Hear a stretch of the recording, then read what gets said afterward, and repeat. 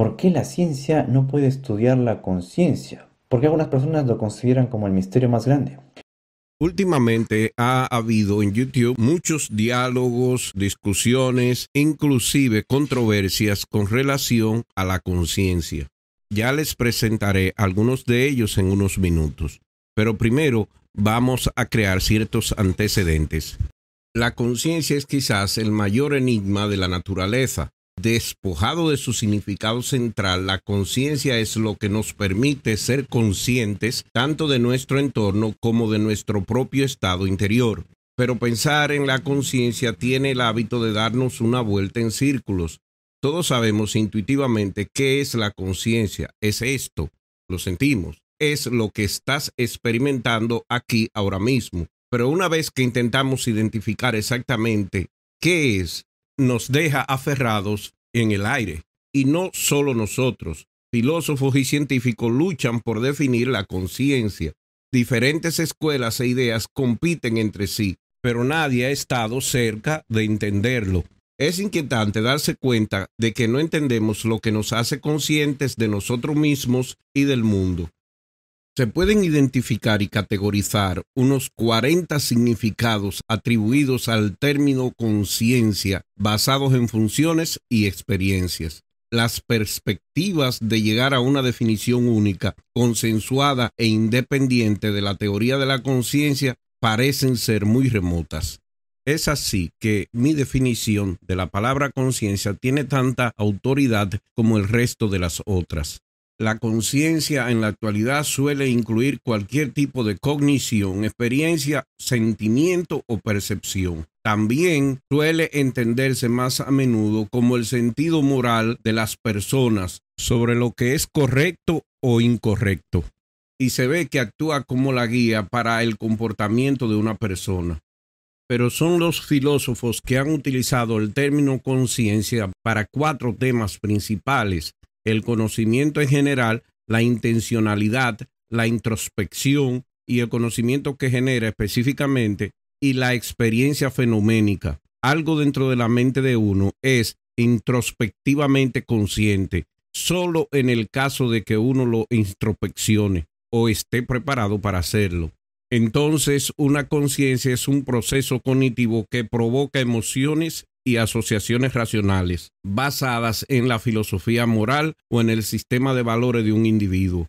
La conciencia contrasta con la emoción o el pensamiento provocados debido a asociaciones basadas en percepciones sensoriales inmediatas y respuestas de reflejos, como en las respuestas simpáticas del sistema nervioso central. En términos comunes, a menudo se describe que la conciencia conduce a sentimientos de remordimiento cuando una persona comete un acto que entra en conflicto con sus valores morales.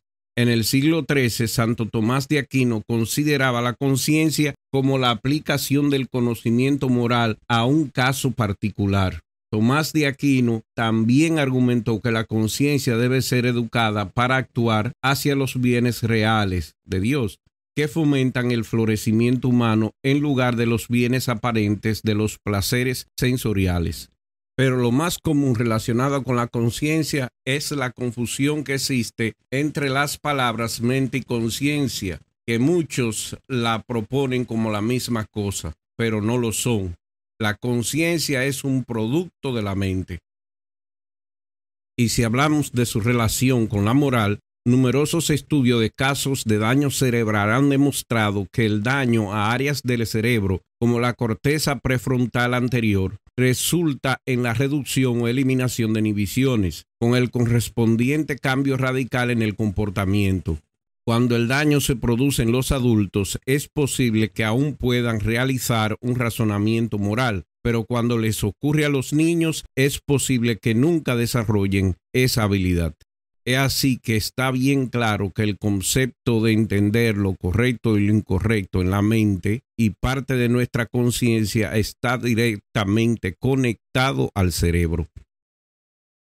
En este video trataremos varios asuntos relacionados con la conciencia, empezando de cómo ésta se desarrolló, lo complejo del problema y la percibida imposibilidad de solución del mismo. También hablaremos de cómo funciona la mente, Trataremos la controversia entre adictos a la filosofía y Rosanna Kramer y daremos las explicaciones existentes de la conciencia.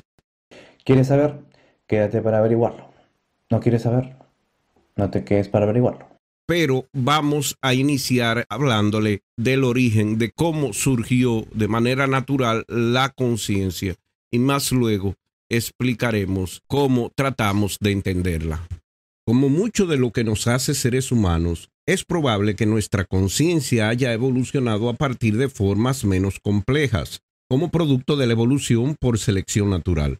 Probablemente ha surgido de una inmensa secuencia de innumerables micropasos a través de varios cientos de millones de años, pasos que juntos forman una especie de gradiente de conciencia. ¿Cuál fue el primer paso en este camino de los no conscientes a la conciencia básica que finalmente condujo a la conciencia compleja que hoy los seres humanos disfrutamos?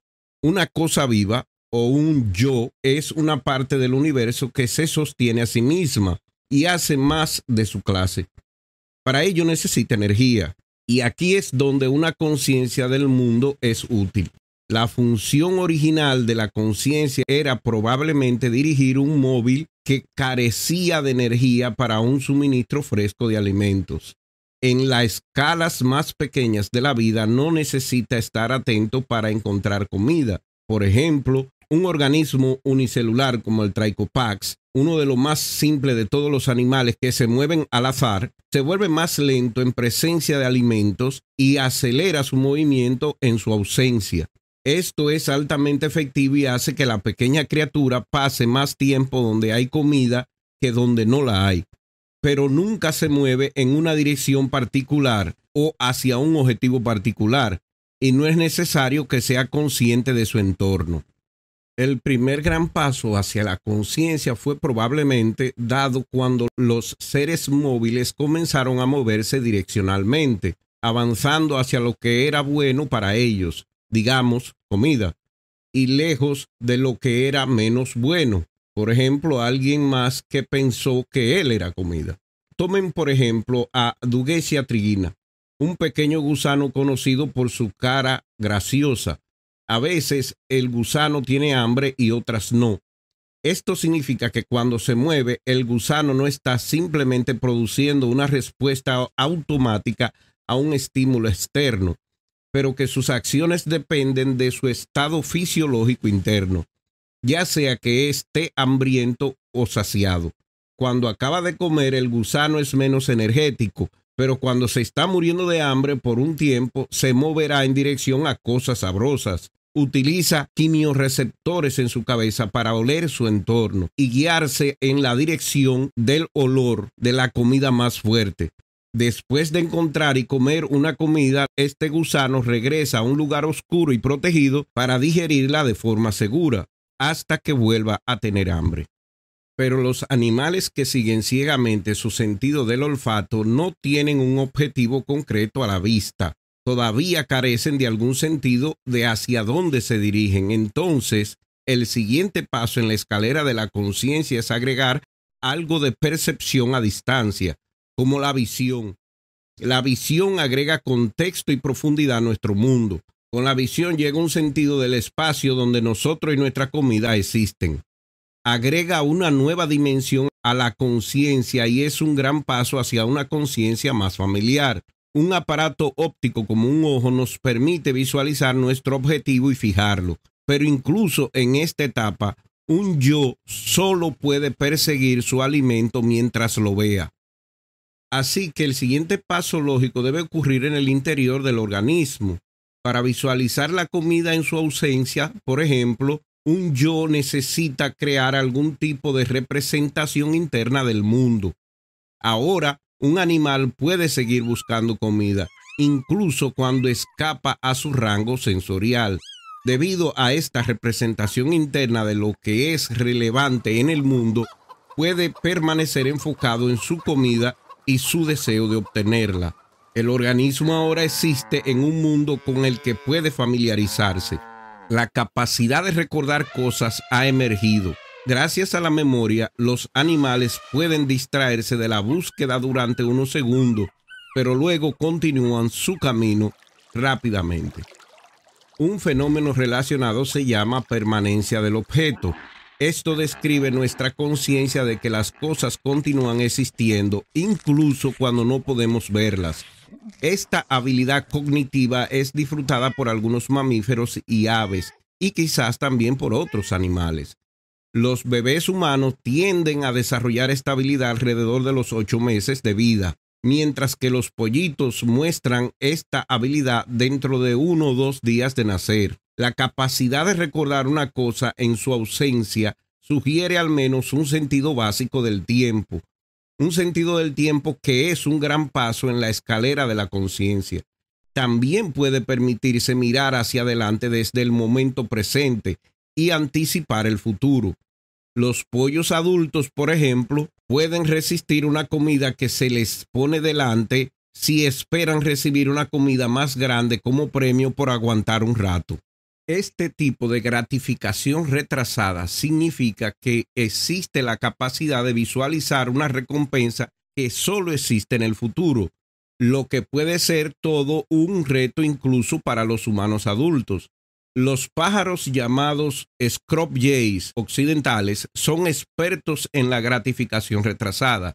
Muestran un sentido aún más elaborado del futuro cuando ocultan los alimentos en una especie de despensa bajo tierra para recuperarlos en una fecha posterior. Los scrub jays incluso cambiarán su lugar de almacenamiento de comida si se dan cuenta de que algún potencial ladrón lo ha estado observando mientras guarda la comida. Esto significa que saben que hay otros seres hambrientos por ahí, quienes son conscientes y ven el mundo desde su perspectiva diferente. Los ingeniosos scrub jays de este modo pueden cuasi leer la mente de sus compañeros pájaros. Esta habilidad para leer la mente es crucial para niveles complejos de conciencia. Al ponerse en la posición de los demás, pueden ser más astutos que un competidor exitoso y empatizar con un amigo que está hambriento.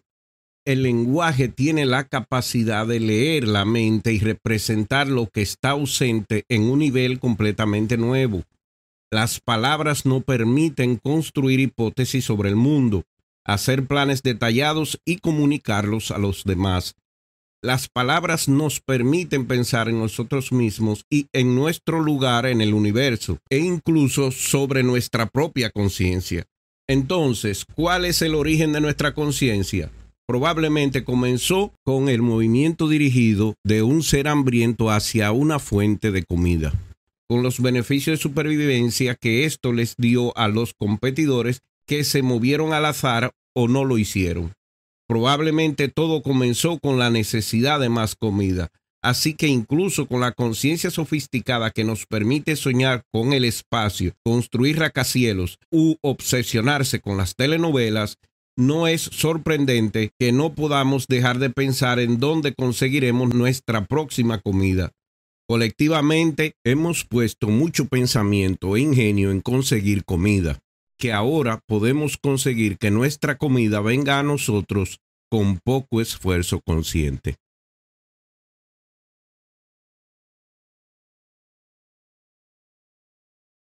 Ese dolor, esa alegría, ¿dónde está? Obviamente que en la mente. Pero ¿cómo es que se genera en el cerebro? No es un objeto físico, es una esencia no física. Ahí está el gran misterio y el gran problema para explicarlo, porque ojo, sabemos qué es, podemos definir la conciencia vagamente, pero no explicarla. Explicarla es otro asunto. Cuando pensamos o hacemos alguna función consciente, ¿qué ocurre dentro de nuestro cerebro o qué procesos ocurren fuera de él para que registremos esa información? Los seres vivos experimentamos sensaciones que nos llegan a través de los sentidos, estímulos, recibimos información, pero también hacemos simulaciones en nuestras cabezas de cosas que no han ocurrido o que no existen y que podemos utilizar en el futuro de manera consciente y inconsciente. Y por último, también tenemos respuestas instintivas a ciertas condiciones del medio ambiente. O sea que a la entrada, proceso y almacenamiento de información influyen varias variables: el medio ambiente, las interacciones con otros seres vivos, la sociedad y nuestra percepción sénsica, que puede ser errónea porque un daltónico no percibe los colores de igual manera que una persona que no lo es. O el estado de nuestra mente, porque una mente enferma, un esquizofrénico, tiene simulaciones en su cabeza que le hacen ver visiones que él considera reales y su percepción sobre los asuntos sería muy diferente a una persona que no está enferma de esta terrible enfermedad. Es por eso que cada uno de nosotros, con nuestro ADN único y separado del resto de los seres vivos, vamos a desarrollar propiedades, formas, conceptos y procesos para recibir, procesar y almacenar información en nuestro cerebro que es totalmente diferente a los demás. Por lo tanto, mi percepción sobre un evento, mi experiencia sobre el mismo evento será totalmente diferente a la de otra persona observando ese mismo evento y recibiendo la misma experiencia. Como intervienen innumerables variables en este proceso, es imposible resolver a ciencia cierta cómo una persona en específico está experimentando los eventos, sucesos, estímulos o simulaciones que su cerebro hace. Para poder entender cuándo un sistema es irresoluble, mejor dicho, imposible de solucionar, vamos a presentar varios ejercicios mentales para explicar esta cualidad de algunos sistemas. Un sistema irresoluble de ecuaciones lineales es aquel que no tiene solución o aquel cuya complejidad hace imposible con la tecnología que tenemos a mano su solución. Por ejemplo, el problema de los tres cuerpos en la gravedad. La irresolubilidad puede ocurrir en varios escenarios, sistemas sobredeterminados, que son cuando hay más ecuaciones que incógnitas y las ecuaciones no son consistentes. Por ejemplo, si tiene tres ecuaciones con solo dos variables y las ecuaciones no se pueden satisfacer simultáneamente. Las ecuaciones inconsistentes son aquellas que en el sistema se contradicen entre sí. El sistema es irresoluble. Por ejemplo, si tiene dos ecuaciones que describen líneas paralelas en un espacio bidimensional, no hay ningún punto que satisfaga ambas ecuaciones simultáneamente. También están las ecuaciones dependientes. Si las ecuaciones no son independientes, lo que significa que una ecuación se puede derivar de las otras y el sistema es inconsistente, es irresoluble. Por ejemplo, si tiene dos ecuaciones que son esencialmente iguales, pero con diferentes lados derechos. Otro ejemplo son ecuaciones como la que presenta el último teorema de Fermat. No existen tres números enteros positivos, A, B y C, que satisfagan la ecuación a a la n más b a la n igual a c a la n para cualquier valor entero de n mayor que 2. Desde la antigüedad se sabe que los casos de n igual a 1 y de n igual a 2 tienen infinitas soluciones, y lo mismo se ha resuelto en la modernidad para n igual a 3 y a 4. Pero a partir de ahí es imposible de solucionar, y esto fue probado por un famoso matemático a principios de este siglo. Sabiendo esto, podemos determinar algo muy importante que nos servirá para el problema de la mente. Y es que a pesar que estos sistemas matemáticos no tienen solución posible, eso no nos lleva a pensar en una solución sobrenatural del mismo, o que esta solución está fuera del ámbito de las matemáticas. Aunque no tenga solución, sabemos el origen. Y aunque hayan ecuaciones relacionadas que podamos determinar que no salen de las propiedades de las primeras, sabemos que estas ecuaciones resultantes siguen siendo matemáticas, no otra cosa. Y esto lo aplicamos al problema mental, en el que es imposible predecir a priori lo que la gente piensa o percibe. A posteriori, tal vez en el futuro podamos leer tales procesos. Ya hemos avanzado en algunos y yo voy a presentar un caso aquí.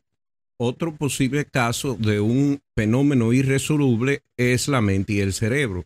La mente funciona a partir de estímulos e instintos, y aunque el cerebro está constituido de células, hormonas y otros tejidos, el mismo se desarrolla de manera diferente de cada persona, puesto que su función depende de muchas variables. El proceso mental incluye procesos endocrinos, hormonas, medioambientales, sociales, etc. Y por último, procesos neurológicos, o sea, neuronas interactuando. No sabemos cuáles y cómo las neuronas están conectadas a la conciencia. El conocimiento de una no te lleva al conocimiento de la otra. Pero prueba de, aunque intervengan neuronas, existen procesos no cerebrales. Es el ejemplo de que el cerebro no se entera que hay células duplicándose sin control y produciendo un cáncer en el cuerpo.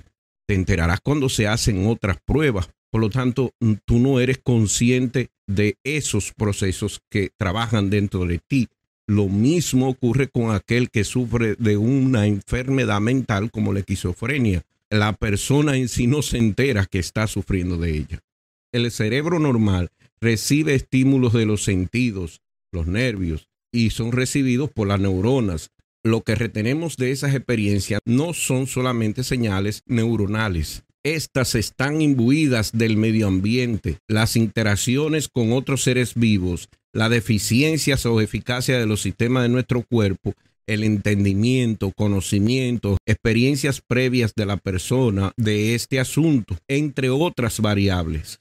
Esto que hace a lo que llamamos qualia, que son experiencias subjetivas, por ejemplo, el rojismo del rojo, el sabor de la comida, el sonido de la nota musical, lo doloroso del dolor y otras sensaciones abstractas como la felicidad, el amor, etc. Son imposibles de predecir, aunque muy posibles de descifrar. Así que el resultado emergente de estos procesos es también imposible de determinar a ciencia cierta. Su origen y las propiedades emergentes imposible de reducir a sus partes. Son demasiadas las variables, como la ecuación de Fermat u otra ecuación irresoluble. Así que la experiencia es un evento único para cada ser vivo. No podemos sentir las experiencias de otros, mucho menos de otras especies. Así que nunca podremos saber lo que siente un murciélago, pero tampoco podemos saber lo que siente nuestro hermano, porque la experiencia de dolor suya puede ser diferente a la mía, puede ser más leve o más fuerte. Las podemos analizar y comprender, pero no sentir o experimentarlas. El problema ocurre que las dos facciones importantes que intentan explicar esto, por un lado se entiende el materialismo reduccionista, que han propuesto otro tipo de materialismo sistémicos que tienen pequeñas diferencias entre sí. El sistémico que niega las experiencias subjetivas, lo que podría no ser suficiente para comprender una gran parte de los fenómenos sociales e individuales. El reduccionista, que no es más que la teoría de la identidad, mente y cerebro, es una de las áreas de estudio de la filosofía de la mente, que es a su vez la rama de la filosofía encargada de investigar y reflexionar sobre los procesos mentales y su relación con los principios físicos, especialmente los que tienen lugar en el cerebro. Dichas cuestiones han sido abordadas a través de muy distintas propuestas. Una de ellas sostiene que los estados mentales y sus contenidos, las creencias, el pensamiento, los significados, las sensaciones, las intenciones, etc., no son más que procesos neuronales, es decir, que el conjunto de complejas actividades que tienen lugar en un órgano físico-químico concreto, el cerebro. A esta aproximación la conocemos como fisicalismo o monismo neurológico o teoría de la identidad mente-cerebro. La conclusión de un lado es que la conciencia no puede ser reducida a su componente simple y otra de que la conciencia sí puede ser reducida a su componente simple. Pero hay más variables, por más que uno u otro lado quieran rechazarlas. Como dijimos, intervienen el sistema endocrino, intervienen el medio ambiente, intervienen las relaciones interpersonales, interviene nuestra posición o participación en la sociedad y también intervienen posibles enfermedades o defectos que tenga el cerebro u otra parte de nuestro cuerpo. No es solamente el cerebro, pero todos esos componentes son naturales, todos. Y es ahí donde nace el problema principal que trata este tema, puesto que existe, aunque a algunos no les gusta mencionarlos o tocarlos, existe el problema de la interpretación religiosa, que incluye millones y millones de personas que la apoyan. Porque es un ser máximamente grande que es la conciencia suprema de toda la conciencia. Es el creador de la conciencia. Tú me vas a tener que demostrar que lo inconsciente creó conciencia. Me vas a tener que probar que el ateísmo demuestra que lo que no tiene conciencia produjo la conciencia. Mi trabajo no es simplemente refutarte, es predicarte el evangelio. Es que la física no puede demostrar que nosotros pensamos. Ahora me van a decir, pero la neurología, ¿cierto o no? Así siempre saltan con ese argumento. ¿Qué es lo que pasa? Que los neurólogos solamente pueden demostrar que hay actividad eléctrica en el cerebro, pero más no pueden demostrar que hay pensamiento. O sea, me explico, toda actividad eléctrica que encontremos en el universo, vamos a decir que es el pensamiento de alguien. Obviamente que no, sino que se interpreta que la actividad eléctrica en el cerebro es el pensamiento de alguien. Pero más no se puede demostrar que las personas pensamos, partiendo de la ciencia. La ciencia es exacta, por si acaso. Bueno, no sé si estás familiarizado con las experimentaciones que se han hecho recientemente. Sí, me van a decir de neurobiología. Sí, te voy a decir de neurobiología. Entre los experimentos más recientes es muy extraño, pero sucede que tú agarras y mapeas a una persona por tomografía computarizada. Le haces un CT scan, le haces tiene que ser voluntario, ¿no? Y mapeas sus estados cerebrales. Una vez que están bien mapeados, esa información se la pasas a una inteligencia artificial. Luego, la inteligencia artificial la conectas a un electroencefalograma. ¿Ok? Y entonces te pones a leer. Te pones a leer. ¿Sale? Y la inteligencia artificial agarra y prácticamente transcribe lo que estás leyendo únicamente con los cambios de estados cerebrales que estás teniendo en una pantalla. Sí. Pero sí sabe que la inteligencia artificial es configurada por las personas, ¿no es cierto? Y las conforman una serie de prompts, ya que están configuradas, y ahí incluye... Pero ¿por qué pierde la paciencia? Eso es lo que no entiendo. Porque no le gusta No, porque la historia completa. porque no estás escuchando el experimento, no estás entreteniendo la idea. ¿Qué Sí, sí, derivas? lo he A ver, escuchado. ¿qué derivas del hecho de que podamos agarrar y detectar cambios de estados cerebrales y llevarlos a la pantalla con entre 80 y 90% de precisión? Por medio de inteligencias artificiales. O sea que el ¿Qué tiene que filtro, ver, qué ya, tiene lo que ver que explico. sea una inteligencia artificial? Rafa, ¿sigue siendo materialista Yo o ha siempre he cambiado sido, alguna posición? yo siempre he sido ecléctico, o sea, no me adhiero exclusivamente a alguna corriente de pensamiento. Existe la fenomenología, no sé si estás familiarizado con ese concepto que nos presta Husserl. También me aferro mucho a la ontología que nos presta Martin Heidegger. Eh, y soy existencialista, ¿no? Entonces, lo que pasa es que tu entendimiento del materialismo es muy extraño, Saúl. Como que muy extraño. Pues sí, o sea, no estoy seguro de que cuando tú dices materialismo y yo digo materialismo estemos hablando de la misma cosa al mismo tiempo y en el mismo sentido. No sé si, por ejemplo, cuando se te presenta algo trascendental, tú simplemente porque no tienes para medirlo ya dice que no existe y lo descarta directamente. Y eso es materialismo. No. Esta de que la conciencia es una propiedad del yo mío, que es una entidad inmaterial, mi alma, conectada al cuerpo, pero independiente de él. Esto hace a la conciencia una propiedad del alma, que es una cosa inmaterial. La mente es la base de todo. El alma viene de la conciencia y trasciende la materia y es inmortal. Dios te habla a través de esta conciencia, pero sabemos que la conciencia es creada a través de estímulos y experiencia. ¿Cómo un ser inmaterial sin cuerpo ni sentidos puede generar conciencia? Para explicar bien esto que se refieren los filósofos a las propiedades de la mente, se considera el emergentismo. Este afirma que la conciencia emerge de procesos físicos materiales, pero personalmente yo no la considero como algo no muy materialista o que quiere estar bien con Dios y con el diablo. El pragmatismo es usualmente una mejor explicación que las explicaciones extremas. Pero volviendo a las propiedades, muchas de estas propiedades que se pueden observar de la mente no se pueden reducir a sus partes, porque algunas propiedades están imbuidas de la experiencia subjetiva del sujeto. Es así que las propiedades de las partes pueden ser muy diferentes al todo. Este emergentismo es diferente al materialismo reduccionista, puesto que admite que no todas las propiedades se pueden reducir a sus partes. Contrario al reduccionista que niega las experiencias subjetivas, lo que podría no ser suficiente para comprender una gran parte de los fenómenos sociales e individuales.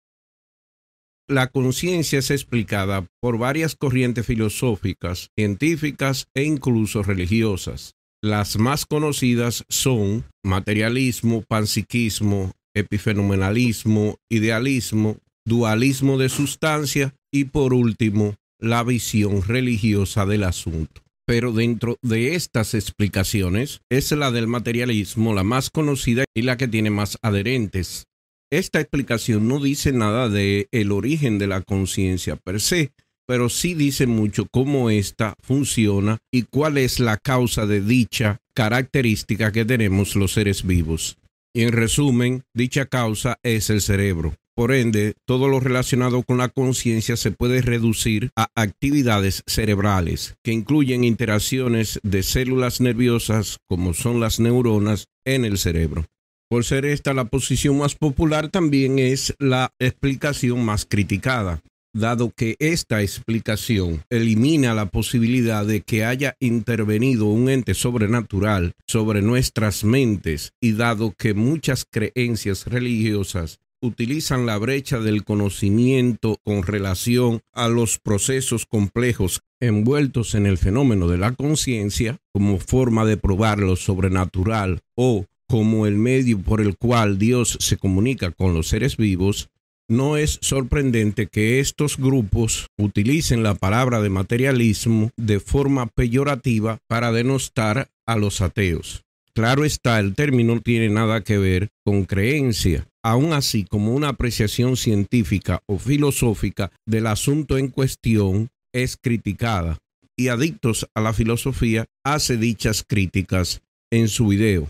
Esta posición se llama teoría de la identidad o materialismo reductivo, la idea de que la conciencia es simplemente ciertas neuronas interactuando entre sí, y ya está. Pero uno puede dar una descripción completa y exhaustiva de todas las propiedades objetivas del murciélago y aún así no ha capturado los hechos de la experiencia subjetiva, el cómo es ser un murciélago. Ergo hay algo en la experiencia consciente, el cómo se siente, que no parece reducible a las propiedades objetivas del cerebro, que no se puede identificar sin más con ella. Pero no vemos de qué manera puede uno construir las características de la subjetividad con los materiales completamente desprovistos de conciencia del cerebro. No parece que haya modo de entender cómo meras vibraciones de partículas un poco complejas pueden dar lugar a esa dimensión mental. El emergentista reconoce que la conciencia es un fenómeno nuevo, especial e irreductible a lo físico, pero trata de salvar el materialismo postulando que la conciencia emerge de una manera completamente misteriosa e inexplicable de una base puramente material e inconsciente cuando ésta alcanza un cierto nivel de complejidad.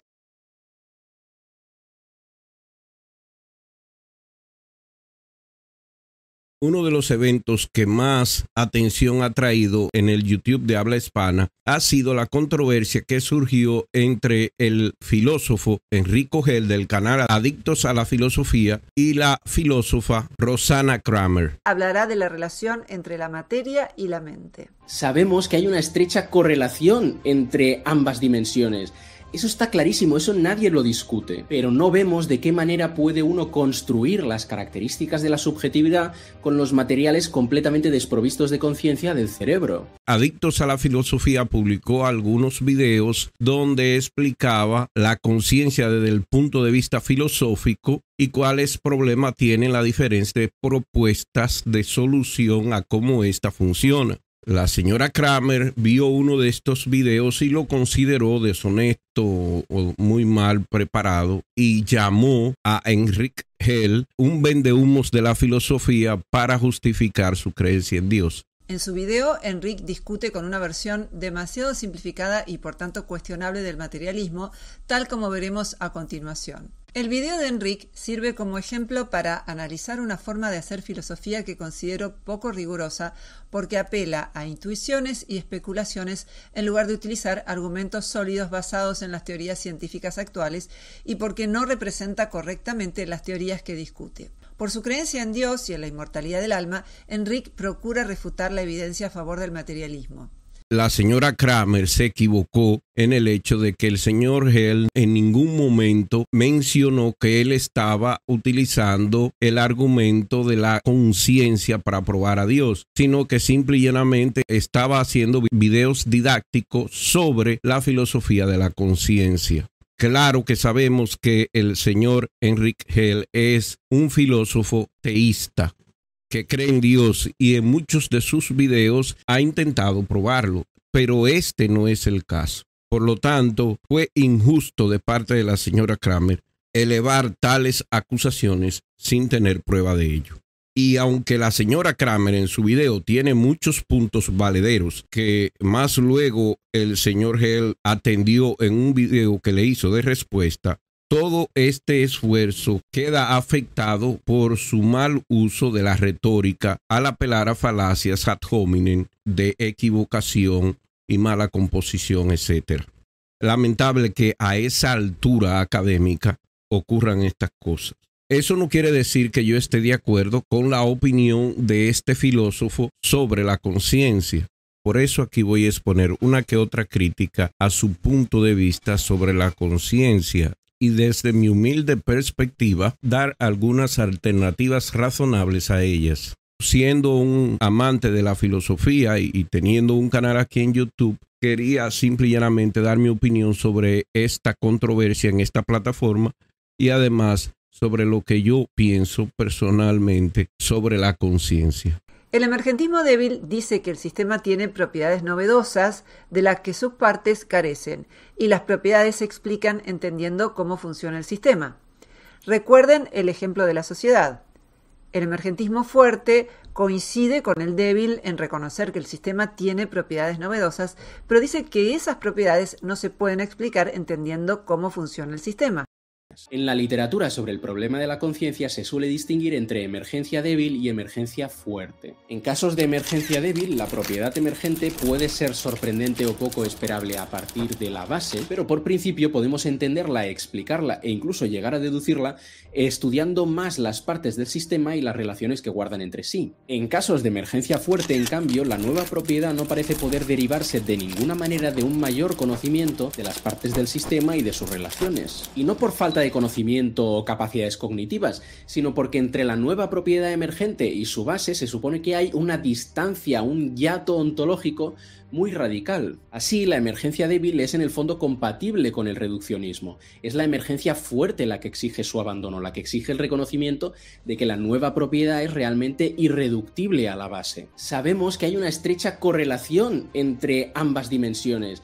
Eso está clarísimo, eso nadie lo discute. Los videos en cuestión tratan el tema del materialismo y sería injusto pedir que estos trataran otras alternativas al mismo. Pero por lo menos se debió de mencionar en esos videos, como hizo la señora Kramer, de mencionar que la alternativa al materialismo reduccionista era la del materialismo sistémico.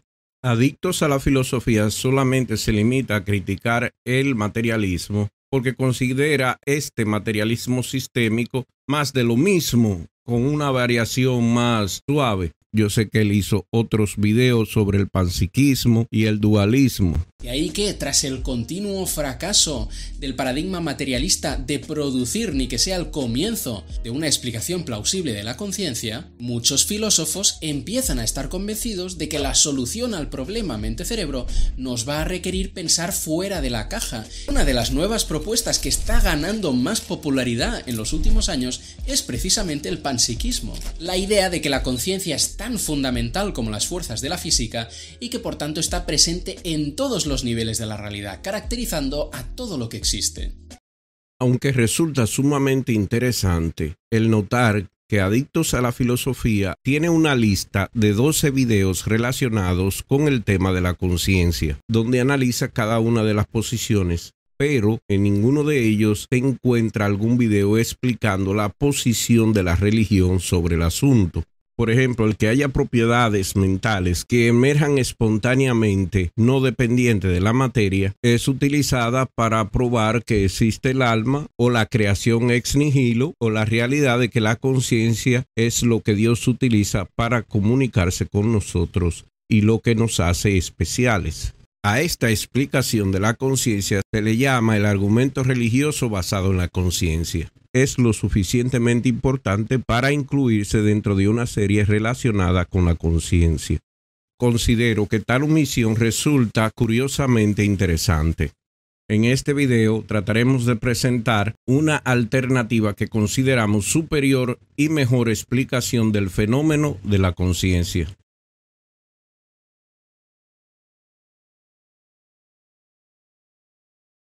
Pero yo argumento de que cualquier sistema de emergencia débil es un sistema de emergencia fuerte si no se tiene la información de las condiciones iniciales. En este sistema caótico pueden observar cómo un péndulo de 2 agujas dibuja un sistema caótico. Si tenemos las condiciones iniciales, o sea, la fórmula utilizada y dónde se encuentran las 2 agujas del péndulo, podremos predecir este sistema caótico.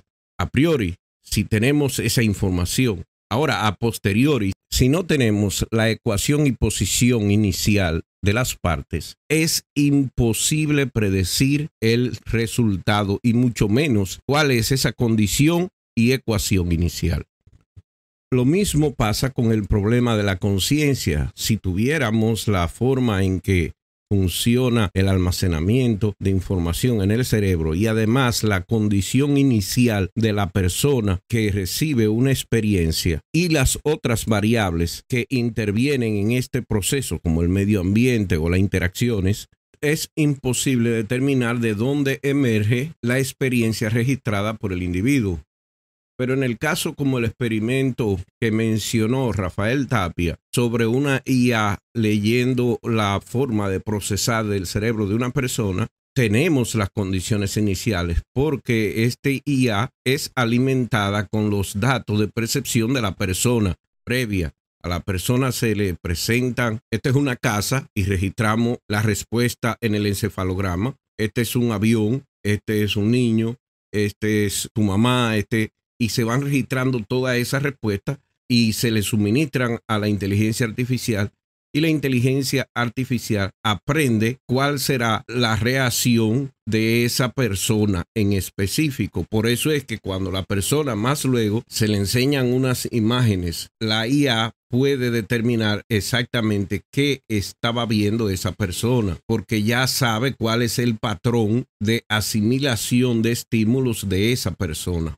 O sea que el pensamiento se puede derivar inmediatamente cuando la IA tiene la información previa y necesaria.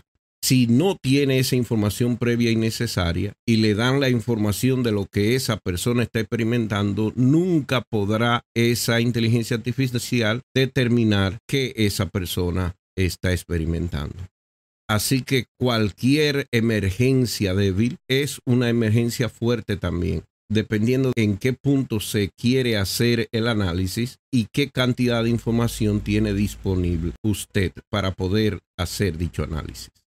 El problema principal que yo le veo a la discusión de este tema es que todo es basado en que el cerebro puede ser o no puede ser la respuesta o la explicación al fenómeno de la conciencia. La filosofía relacionada con el asunto se basa en los avances de las neurociencias con relación a este tema, pero considero que es la biología unida a las neurociencias la que tiene mejor explicación de todo el proceso. La biología, con la ayuda de la antropología y la paleontología, describe el proceso por el cual la conciencia se desarrolló, usando procesos evolutivos.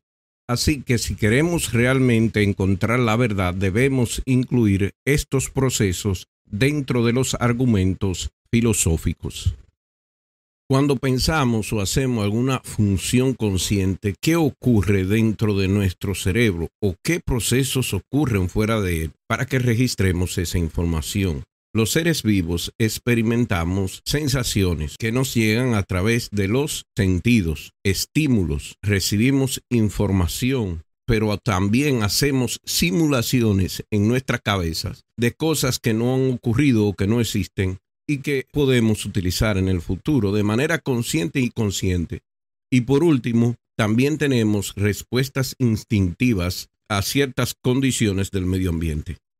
O sea que a la entrada, proceso y almacenamiento de información influyen varias variables: el medio ambiente, las interacciones con otros seres vivos, la sociedad y nuestra percepción sénsica, que puede ser errónea porque un daltónico no percibe los colores de igual manera que una persona que no lo es.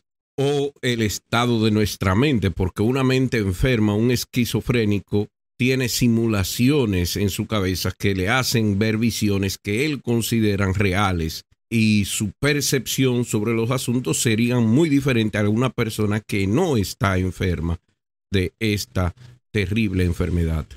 Es por eso que cada uno de nosotros, con nuestro ADN único y separado del resto de los seres vivos, vamos a desarrollar propiedades, formas, conceptos y procesos para recibir, procesar y almacenar información en nuestro cerebro que es totalmente diferente a los demás. Por lo tanto, mi percepción sobre un evento, mi experiencia sobre el mismo evento será totalmente diferente a la de otra persona observando ese mismo evento y recibiendo la misma experiencia. Como intervienen innumerables variables en este proceso, es imposible resolver a ciencia cierta cómo una persona en específico está experimentando los eventos, sucesos, estímulos o simulaciones que su cerebro hace. Y esto, para no pocos autores, es algo que suena más a pensamiento mágico que a pensamiento científico. Un poco como si estuviéramos hablando de que cada vez que uno dispusiera un número X de sillas en una cierta configuración geométrica, pues de ahí emergiera un elefante rosa. O como si pensáramos que cada vez que el mago hace tales gestos sobre su sombrero, pues de ahí emerge realmente un conejo. Aún después de haber explicado la evolución de la conciencia en los seres vivos en las primeras partes de este video, hay gente, dentro de ellos inclusive científicos, que dicen que la conciencia del ser humano es muy diferente a la conciencia del resto de los seres vivos, que somos especiales. Esto parece apoyar la visión religiosa de la conciencia, de que nuestra conciencia es muy compleja y complicada como para ser atribuido a meros procesos evolutivos. Pero la mayoría de ellos dice esto en base a la ignorancia que tienen del proceso evolutivo. Porque la conciencia de los seres humanos no tiene nada de especial. Sabemos cuáles fueron los grandes eventos que devinieron en desarrollar una criatura con una conciencia compleja como la nuestra. Esto empezó cuando nos bajamos de los árboles y empezamos a caminar en dos patas sobre las sabanas de África. La bipedad o caminar erguidos liberó nuestras manos para que las ocupáramos en cosas más complejas. El comer carne nos dio muchísima más energía que nuestra dieta vegetal, y el comer carne cocinada por fuegos salvajes hizo que digeriéramos la carne más rápido. Esta era más sabrosa y además daba mucho más energía. Por lo tanto, estos seres vivos o homínidos empezaron a ver el fuego como algo especial para cocinar sus carnes. Una vez lograron dominarle, este tuvo consecuencias aún más importantes para el desarrollo de la mente humana, porque además de hacer la carne más sabrosa y nutritiva, también iluminó la oscuridad de la noche. Así que el tiempo que el cerebro dedicaba a descansar y a hacer simulaciones mientras dormía, ahora este tiempo era dedicado a socializar alrededor del fuego. Por lo tanto, las simulaciones ocurrían en vivo y de ahí nace la necesidad de comunicarse con un lenguaje para contar historias, de recordar estas historias. Y cuando no se hace eso, de registrar dichas historias con figuras abstractas que representaban a ellos mismos y los animales que cazaban, de pensar abstractamente y crear arte, puesto que en las cavernas o cuevas bien oscuras que utilizábamos por seguridad de los elementos y otros depredadores, ahora obteníamos luz que nos permitía explorarlas y usarlas para demostrar nuestro pensamiento abstracto. Así que hay una explicación completamente razonable que explica la emergencia de las cualidades y características mentales sin tener que relegarse solo al cerebro o a un milagro de la magia.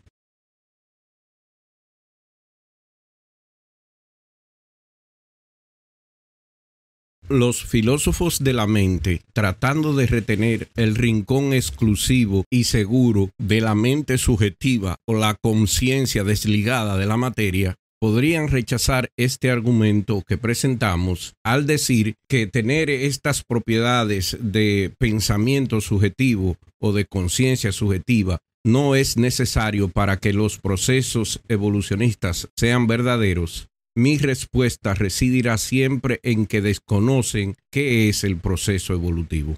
Pero antes de responder, vamos a fijar ciertas aclaraciones. No consideramos al epifenomenalismo, este poder causal inmaterial, como algo real o una explicación suficiente. Tampoco podemos separar totalmente la mente o la conciencia del cerebro. Todos los filósofos admiten que hay correlación con el cerebro, aunque no total, pero hay. Interpretándolo de otra forma, significa que si no hay cerebro, la conciencia y la mente no existirían, porque el cerebro contribuye de alguna manera a ellas, aunque no sea todas, pero es necesario. Así que la mente y la conciencia no son unas cosas inmateriales o que no están ligadas a nada material. Y no podemos separarla del cerebro con base suficiente como para decir que son totalmente independientes. Es así que aquel que quiere presentar la objeción de que la emergencia de características subjetivas no son necesarias para la evolución, simple y llanamente no entiende la síntesis moderna evolutiva. Ellos lo ven como que es adquirir más complejidad. El proceso evolutivo puede simplificar características de los seres vivos. Por ejemplo, hay animales que viven en cuevas oscuras que pierden la capacidad de la vista y los ojos. Al hacerse menos complejos, utilizan menos energía que le beneficia la supervivencia en un medio ambiente escaso de ella. La evolución no es sobre complejidad, sino sobre si trae beneficio o detrimento a la supervivencia del animal o si es neutral. Así que un ser vivo que desarrolle el concepto abstracto o subjetivo de pensar las cosas, esa característica se establecerá dentro de su población si y solo si les beneficia para la supervivencia y la adaptación. Si es neutral o es en detrimento de ella, esta facilidad desaparece. O sea, el hecho de que hayan seres vivos que puedan pensar de manera abstracta y de que creen características subjetivas en las cuales el cerebro está envuelto pero no es parte completa de ella, es un espécimen que tiene más posibilidad de sobrevivir y adaptarse a su medio ambiente. Eso es todo.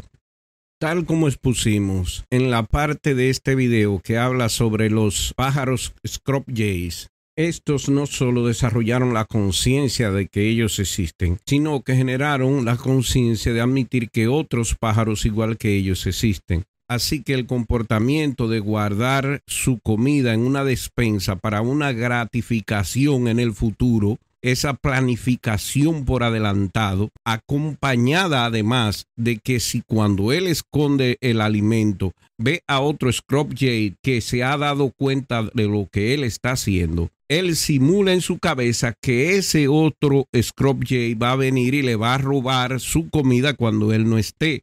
Es así que planificando en el futuro y teniendo conciencia de la existencia de ese otro pájaro y de la posibilidad de que le coma su comida, él extrae esa comida de ese sitio y va y la esconde en otro. Esta nueva característica entonces sería muy beneficiosa para este animal por el hecho de que asegurará que sobreviva el invierno. Así que en la síntesis moderna evolutiva no hay procesos necesarios, solo los cambios que benefician la adaptación y la supervivencia se mantienen. Aunque una nueva característica no sea necesaria para la supervivencia, si ésta beneficia al organismo en alguna forma, ésta se va a perpetuar en su herencia. Así que la característica de pensar abstractamente y de utilizar la mente para hacer modelos o simulaciones mentales de su conciencia subjetiva es beneficioso para los organismos que la desarrollen. Ergo, la existencia de una conciencia subjetiva es natural, aunque no sea necesaria. Sabemos que hay una estrecha correlación entre ambas dimensiones. Eso está clarísimo, eso nadie lo discute, pero no vemos de qué manera puede uno construir las características de la subjetividad con los materiales completamente desprovistos de conciencia del cerebro. No parece que haya modo de entender cómo meras vibraciones de partículas un poco complejas pueden dar lugar a esa dimensión mental. Esta es, al fin y al cabo, la lección del problema duro de la conciencia, que los hechos de la experiencia consciente no parecen en absoluto derivables, por principio, de un mayor conocimiento de los hechos físicos, que no hay modo de entender en términos de componentes materiales y sus relaciones cómo ni por qué interacciones y procesos puramente físicos se correlacionan con experiencias conscientes, que hay a priori un salto explicativo, una brecha aparentemente insalvable entre lo físico y lo mental. En conclusión, si decimos que aunque emergen propiedades, estas son diferentes, entonces se dice que esta es similar al creacionismo ex nihilo de tales emergencias. Yo rechazo eso, pues aunque es imposible determinar a ciencia cierta de dónde específicamente emerge la propiedad que aparece, es inteligible concluir que ésta emerge de procesos naturales que incluyen el cerebro, como la ecuación con demasiadas variables o la que no tiene solución, pero sigue siendo matemáticas, y su origen irresoluble sigue siendo la ecuación, o como la irresolubilidad de un sistema de 3 cuerpos en un campo gravitacional, o que el hecho de que los movimientos de estos cuerpos no se puedan reducir, o que no emerjan tampoco de las iteraciones que ocurren a nivel cuántico, no es razón suficiente para concluir como esa emergencia es desconocida, viene de cualquier otro sitio, creadas de la nada o por magia. Aunque no tenemos respuesta, sabemos que el origen es natural, sabemos cómo se hacen los planetas, y aunque no sepamos cómo interactúan más de 3 cuerpos en un campo gravitacional, eso no nos obliga a decir que lo hacen por magia. Concluir que la imposibilidad de solución es base para pensar que esto es una creación ex nihilo, ergo una posible emergencia sobrenatural, y que además esto pueda ser usado para justificar la creación sobrenatural, el alma o la posibilidad de Dios. Esta última explicación parece más magia que negar el origen sobrenatural ex nihilo, a pesar de la imposibilidad de solución del problema, porque su origen debe ser natural. Si ustedes creen que lo que he dicho hasta ahora suena desconcertante, este argumento tiene problemas más básicos y más problemáticos. Por ejemplo, el argumento en base a la conciencia es contradictorio con la inspiración divina, porque la incognoscible experiencia subjetiva es diferente entre los seres humanos. Así que si hubo inspiración, es imposible que los autores inspirados pudieran expresar o explicar los deseos divinos de Dios, pues sus apreciaciones de tal experiencia es totalmente diferente a la experiencia de Dios. Ergo, la Biblia, aun si fuera inspirada por el argumento de la conciencia, no puede ser representación de la mente de Dios. También está el punto innegable, inclusive por Enrico, que el cerebro es una necesidad causal de la conciencia. Ellos nunca explican cómo Dios crea conciencia, no tienen un proceso para ello, solo que es el producto de un milagro de Dios. Entonces, ¿cómo diferencian ellos esto del milagro con la mera magia? Adicionalmente, considero que es un argumento circular. Los creyentes asumen que Dios existe, luego asumen que Él creó la conciencia, para luego resaltar lo especial de la conciencia y sus propiedades no emergentes de la materia, para luego usar la conciencia para razonar de regreso a Dios.